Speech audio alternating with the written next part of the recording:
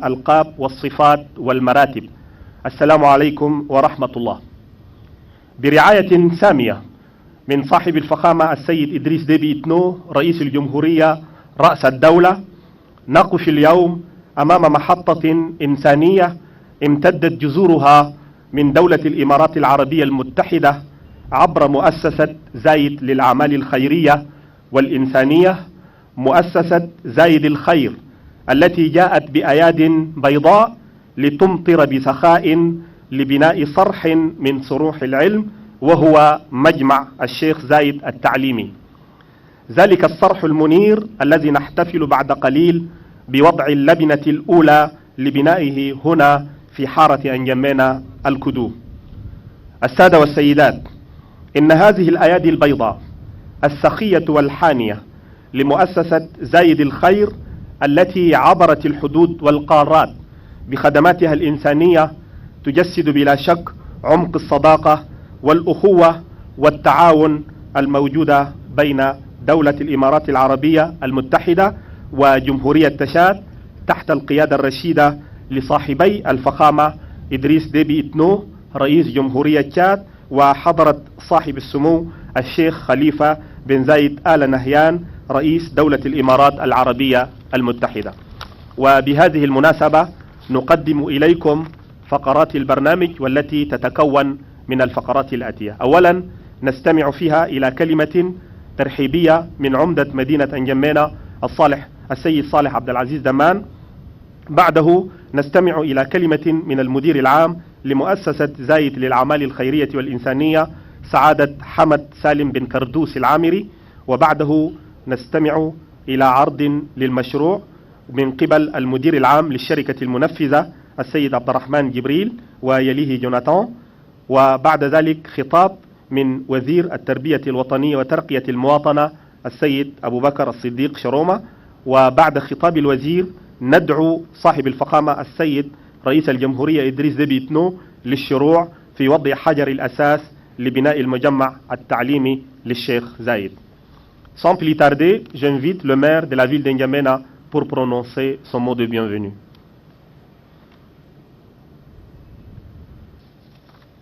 Excellences, Monsieur le Président de la République, chef de l'État, chef du gouvernement, Monsieur le Premier vice-président de l'Assemblée nationale, Monsieur le Président des grandes institutions de la République, Mesdames et Messieurs les membres du gouvernement, Excellences, Mesdames et Messieurs les chefs de mission diplomatiques, consulaires et représentants des organisations internationales agréées au Tchad, Monsieur le Directeur général de la Fondation Cheikh Zayed Ben Sultan, honorables députés, Mesdames et Messieurs les membres du cabinet de la Présidence de la République, Monsieur le Délégué général du gouvernement auprès de la commune de N'Djamena, distingués invités, Mesdames et Messieurs, c'est avec un sentiment de gaieté que je prends la parole pour vous souhaiter la bienvenue à la cérémonie de pose de la première pierre de construction d'un complexe éducatif Cheikh Zayed Ben Sultan à N'Djamena. La présence massive des autorités à cette cérémonie, au premier rang desquelles Son Excellence Idriss Déby Itno, témoigne à suffisance l'intérêt que le gouvernement de la République du Tchad accorde au système éducatif. La construction de ce complexe éducatif, œuvre de la Fondation Cheikh Zayed Sultan Ben Haïn, vient de renforcer les multiples investissements du président de la République, chef de l'État, qui s'implique personnellement à la réforme du système éducatif tchadien. Je tiens à adresser mes sincères remerciements à la Fondation de Cheikh Sultan, présentée par son directeur général, M. Hamad Salim Ben Kardos.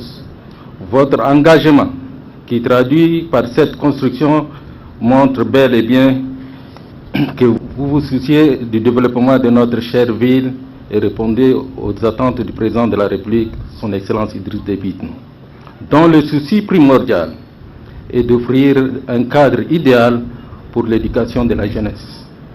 Excellence, Monsieur le Président de la République, chef de l'État, Monsieur le Directeur général de la Fondation Zayed Ben Sultan, distingués invités, la ville d'Njamena ne cesse de s'agrandir. Cet agrandissement est également accompagné par des infrastructures tant que le maire de cette cité je m'en réjouis et je vous remercie très sincèrement au nom de la population. Car, à travers la construction de cette complexe, vous contribuez non seulement à rendre encore plus belle la ville, mais surtout pour contribuer à résoudre la question éducative dans notre pays. Je vous remercie.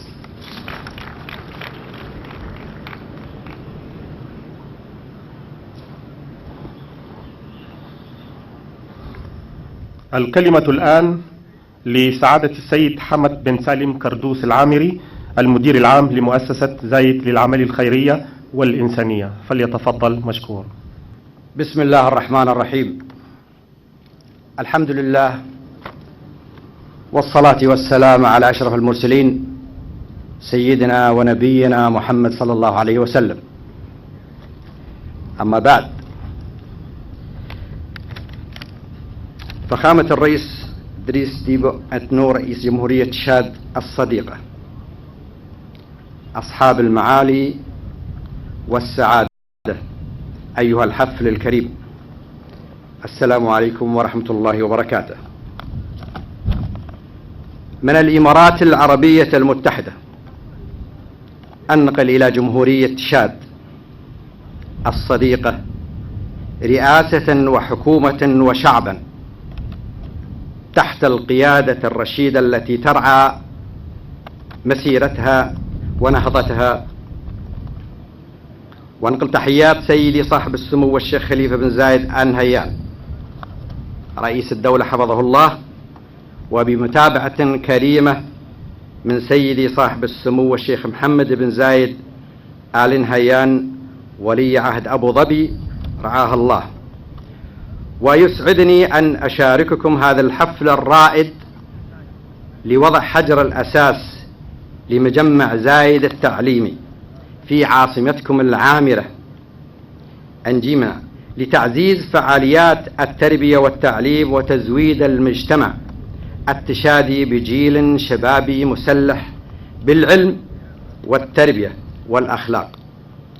وبتوجيهات من سمو الشيخ نهيان بن زايد رئيس مجلس أمناء مؤسسة الشيخ زايد بن سلطان آل نهيان، كانت هذه المبادرة المتميزة في عام التسامح لتكون عامل نهضة تعليمية للشعب التشادي الذي تربطنا به علاقة صداقة وأخوة مخلصة لتحقيق الأهداف الإنسانية التي أرسى معالمها المقفول له القائد المؤسس الشيخ زايد طيب الله ثراه، والذي كان سحابة خير نشرت أياديها الكريمة أنوار التعليم، ورعت إنسانيتها للمراكز الصحية والاجتماعية، وقدمت الخدمات الإغاثية، وعبرت أعمالها الخيرية كل القارات، حتى بلغت مشاريع المؤسسة اليوم تصل إلى 177 دولة حول العالم. وكما يعلم الكثير، احتلت الإمارات بفضل ما قرصها من قيم إنسانية صادقة صدارة العالم في العمل الإنساني. سيدي فخامة الرئيس، أصحاب المعالي والسعادة، تعلمون جميعا أن تواصل دولة الإمارات العربية المتحدة مع جمهورية تشاد الصديقة لن تنقطع في سائر مجالات التعاون. وها نحن في مؤسسة زايد نتابع العمل معكم منذ أن بدأنا بكليات زايد في جامعة آدم بركة التي أصبحت من أكبر الجامعات في بلدكم العامر.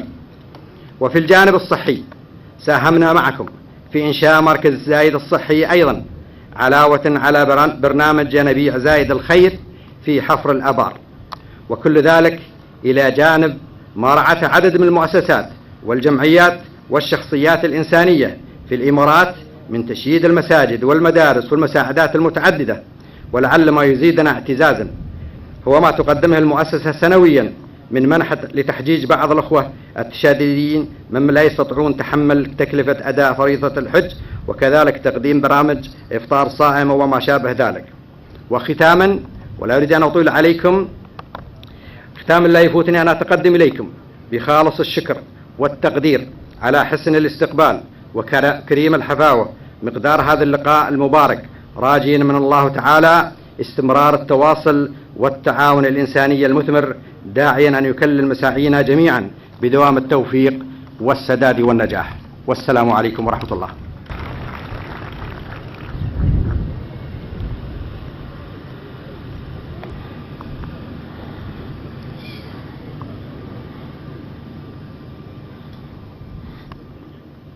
J'invite à présent le directeur général de la société ADE 4, M. Abderrahman Djibrine et Ngarlem Jonathan pour la présentation du projet. بسم الله الرحمن الرحيم.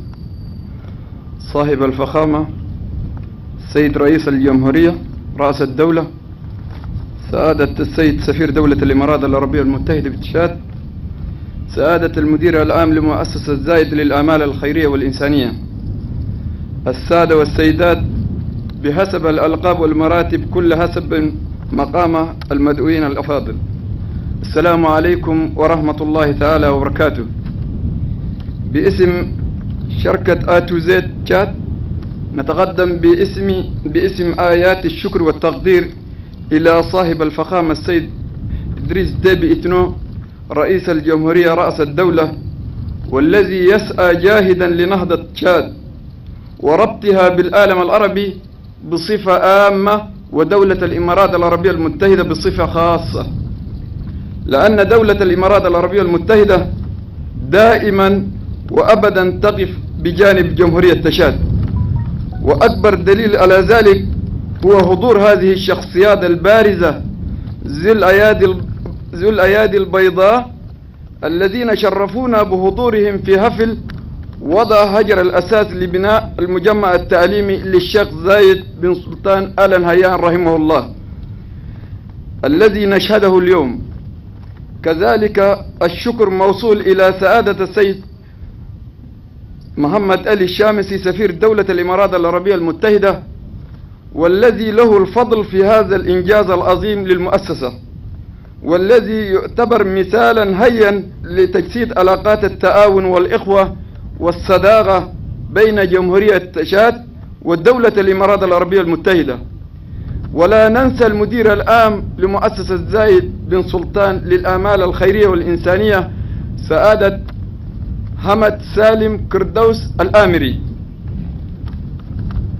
صاحب الأيادي البيضاء التي وضعت ثقتها على شركتنا لتنفيذ هذا المشروع الحيوي والهام، وهو المجمع التعليمي للشيخ زايد بن سلطان آل نهيان رحمه الله، وسوف نكون عند حسن ظنها إن شاء الله. ولا أريد أن أطيل عليكم حيث أترك المجال للمهندس جوناتان ليقدم إليكم المواصفات الفنية للمشروع، والسلام عليكم ورحمة الله تعالى وبركاته.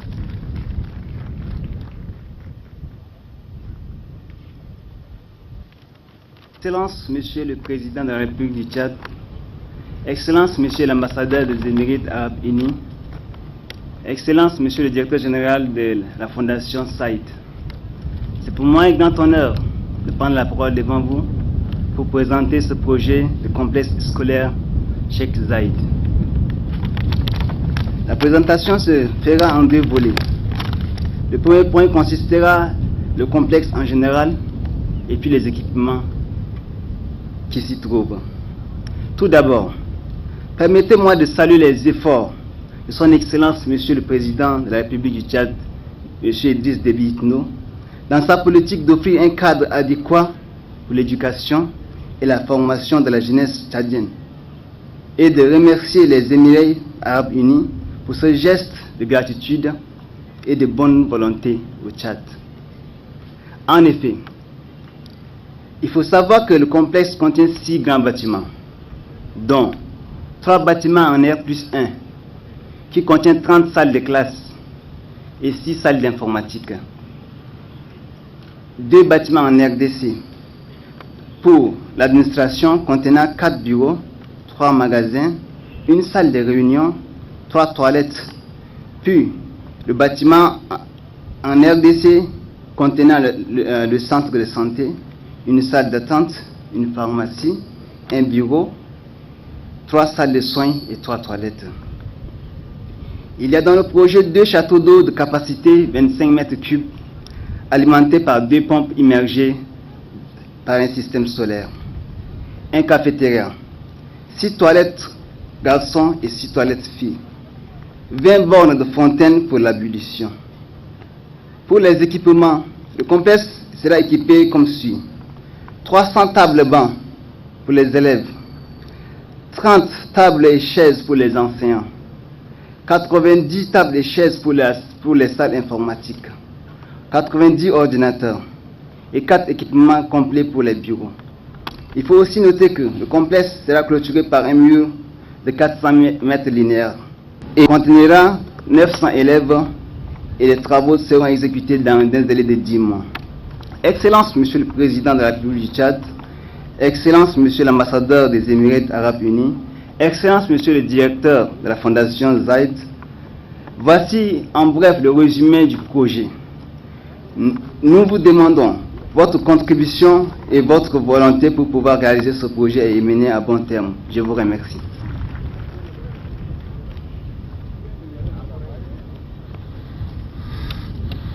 Merci, M. Ngarlem. J'invite à présent le ministre de l'Éducation et de la Promotion civique, M. Aboubakar As-Siddiq Choroma, pour son discours.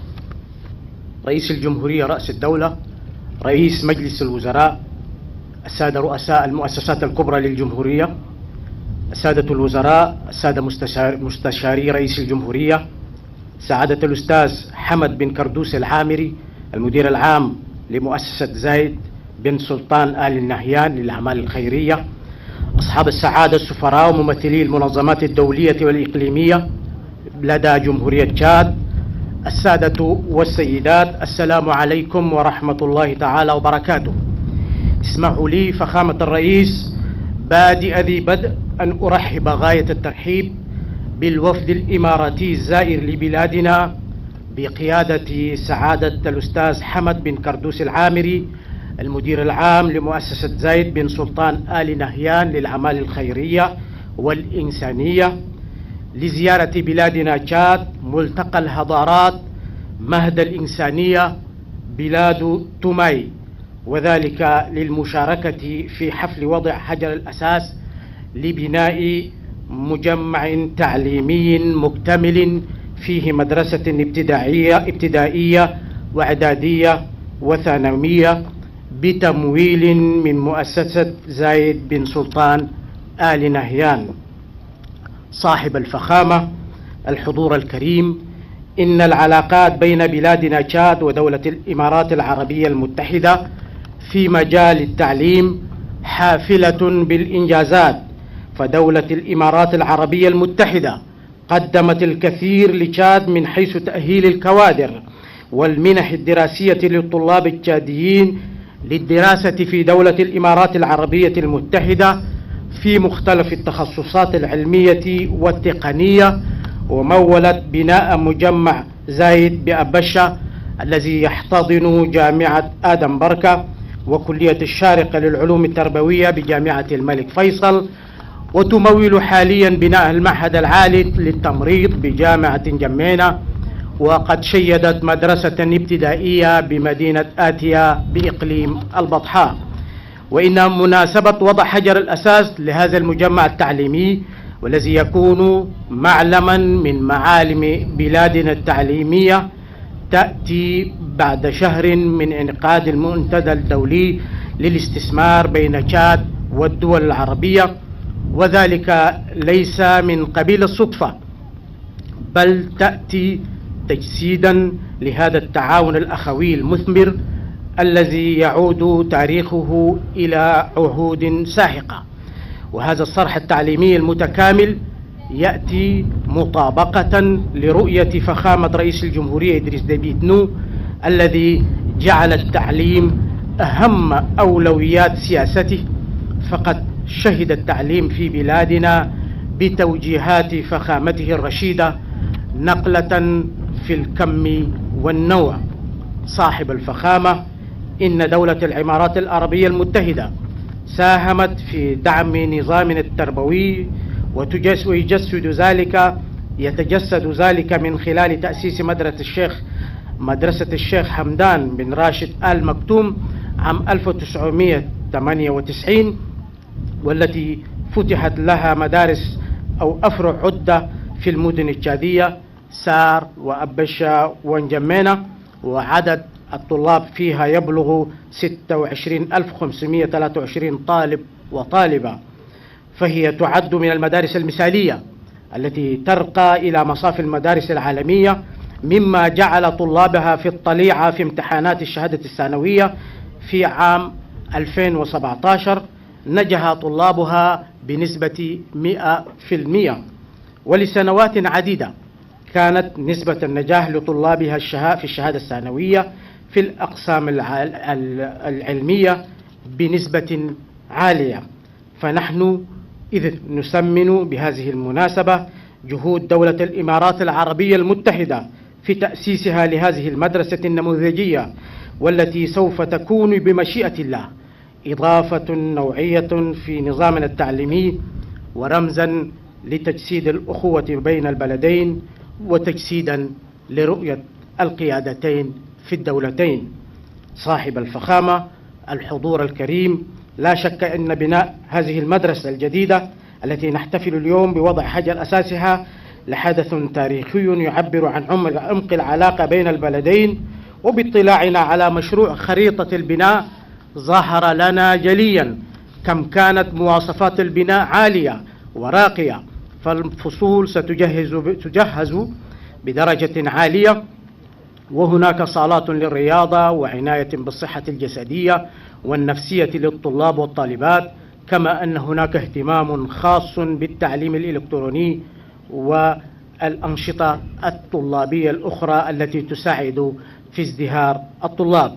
اسمحوا لي يا فخامة الرئيس أن أشيد بخطوة مؤسسة زايد بن سلطان آل نهيان وليوقفها بجانبنا على تأسيس هذه المدرسة الجديدة، ونشكرها في مساندتها لنظامنا التربوي.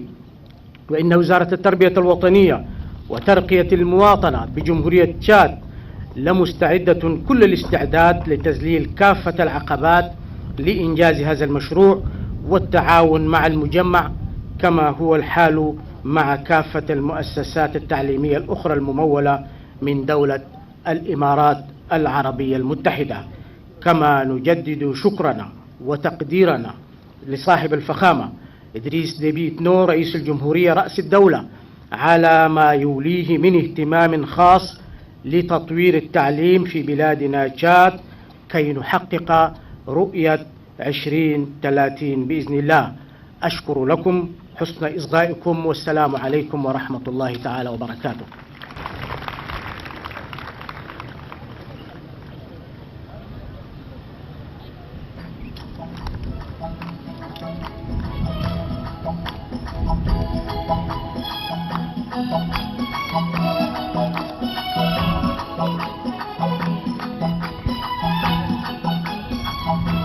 Son Excellence, Monsieur le Président de la République, chef de l'État, chef du gouvernement, a procédé à la pose de la première pierre de la construction du complexe éducatif Cheikh Zayed. Il faut rappeler que Son Excellence sera accompagné par les personnalités suivantes. Le premier vice-président de l'Assemblée nationale, le ministre de l'Éducation nationale, la ministre de l'Urbanisme, le directeur général de la Fondation Zayed, les anciens premiers ministres, le directeur des cabinets civils, les corps diplomatiques ici présents, y compris l'ambassadeur des Émirats arabes unis, le secrétaire général adjoint de la présidence, le conseiller du père en charge de l'enseignement supérieur, le SEMGA et le commandant des grandes formations, le délégué général du gouvernement auprès de la ville d'Indiamena et le maire de la ville d'Indiamena.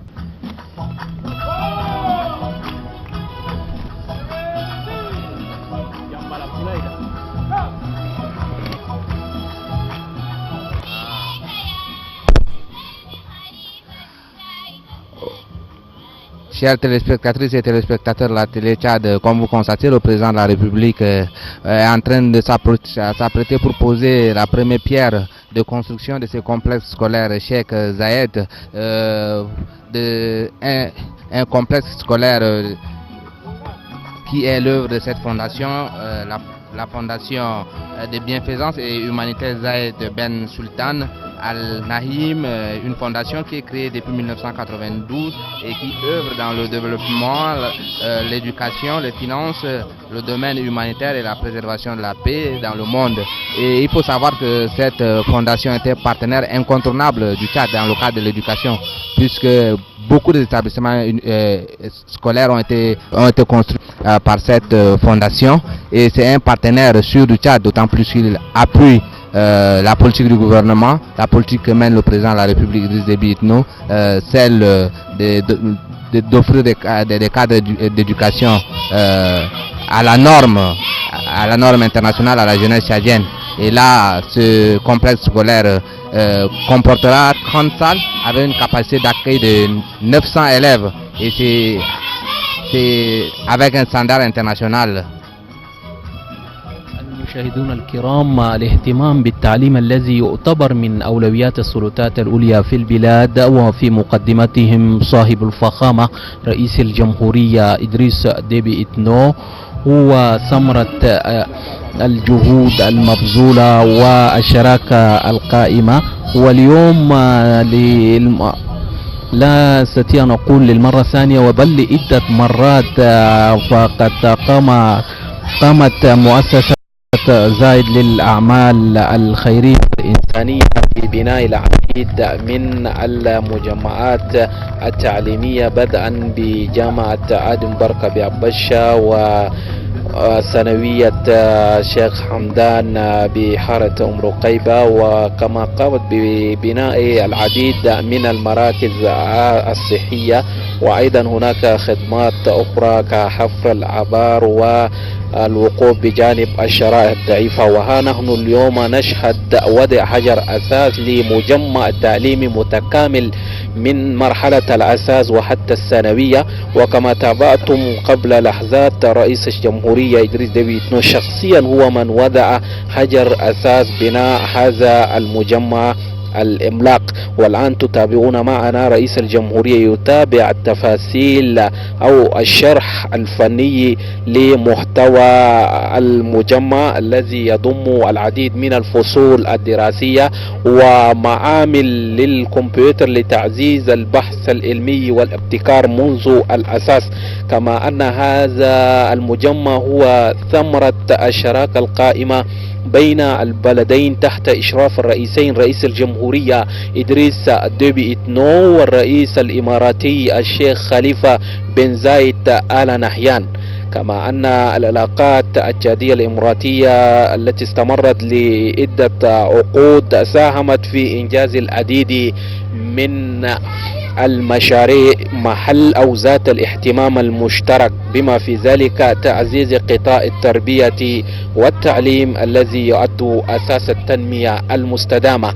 كما أن رؤية 2030 تشاد التي نريد فإن التعليم يحتل المرتبة الأولى، وكل ما يتعلق بالبحث العلمي والابتكار وتشجيع الامتياز والإبداع يدخل في هذه الدائرة أو المرحلة الحاسمة من برنامج رئيس الجمهورية الذي يريد أن تكون للبلاد مكانة مرموقة في جميع الأصعدة من أجل الوصول إلى مسافي الدول السائدة.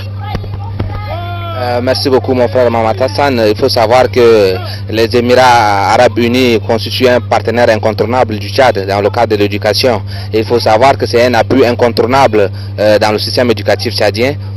L'État, le président de la République, dans sa politique publique en matière d'éducation, s'est investi, nous savons, depuis l'avènement, l'exploitation du pétrole, des moyens colossaux ont été déployés pour rendre le système éducatif performant. Et là, l'État n'a pas lésiné sur les moyens et ces efforts de l'État sont appuyés par les partenaires et plus particulièrement cette fondation émirati qui est toujours aux côtés du gouvernement tchadien, qui appuie toujours les œuvres du président de la République Idriss Déby Itno en faveur de la jeunesse. أسر التكنولوجيا الحديثة للاتصالات والمعلومات التي يرتكز في معادياتهم أو الخدمات المختلفة، وأن هذا المجمع مزود بكل ما هو